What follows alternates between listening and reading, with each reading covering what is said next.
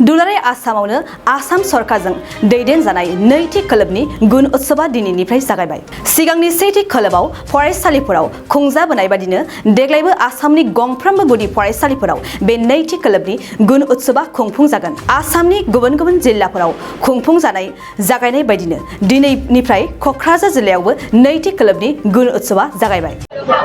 दिनैनिफ्राय जिहेतु दुलाराय आसामावनो सेल्फ इभालुएसना स्टार्ट जाबाय दिनैनिफ्राय आरो बे जाहैबाय क्वालिटी एसेसमेन्ट खालायगोन फरायसाफोरखौ आरो जोंना क'क्राझार जिल्लाना क'क्राझार जिल्लायाव दिनैनिफ्राय सेल्फ एसेसमेन्टआ स्टार्ट जाबाय आरो गाबोननिफ्राय जोंना एक्सटार्नेल इभालुएटर हिसाबै मिनिस्टारनिफ्राय लानानै IAS IPS अफिसारनिफ्राय लानानै कलेज लेक्सारारनिफ्राय लानानै बिथांमोनहा गाबोन फरायसालियाव नुजाहैगोन।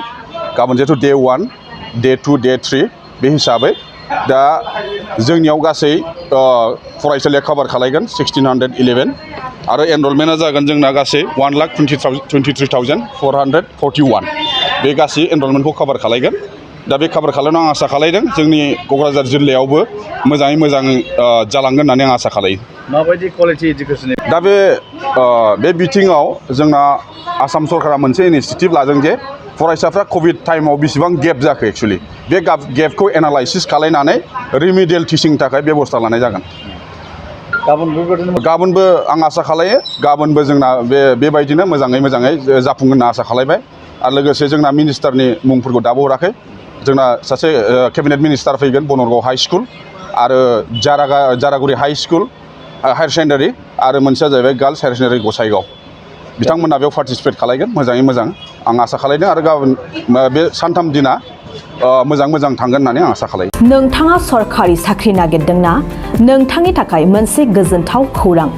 नोंथांनि थाखाय दं एडुकेट पइन्ट, जेराव नोंथाङा सोलोंथाइ लानायनि गेजेरजों सरकारि साख्रिनि गुबुन गुबुन रोखोमनि गोब्राब आनजादफोरखौ उथ्रिसारनो हागोन आरो गावनि आथिङाव गसंथानो हागोन।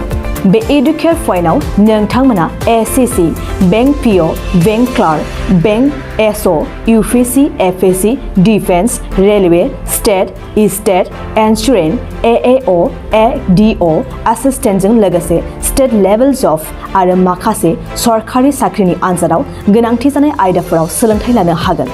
मख'नो गोनांदि बे सोलोंसालियाव साख्रिनिल' नङा, बेयाव MBA आरो सैनिक स्कुल बायदियाव एडमिशननि थाखाय एन्ट्रेन्स होनो थाखायबो सोलोंथाइ लानो हागोन।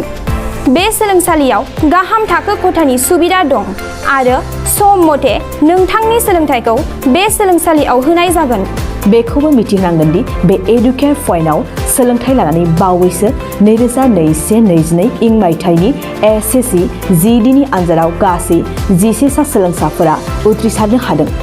बारा नङा, गासै 15,000 रांजोंनो नोंथाङा बे सोलोंसालियाव 6 दानसिम सोलोंथाइखौ लानो हागोन। बे सोलोंसालिया क'क्राझार, बरपेटा र'ड, गलपारा आरो बङाइगावआवबो दं। क'क्राझाराव सोलोंथाइ लानो गोसो गुदुं जानाय सुबुंफोरा 70020261133 9101536360 70020261133 9101536360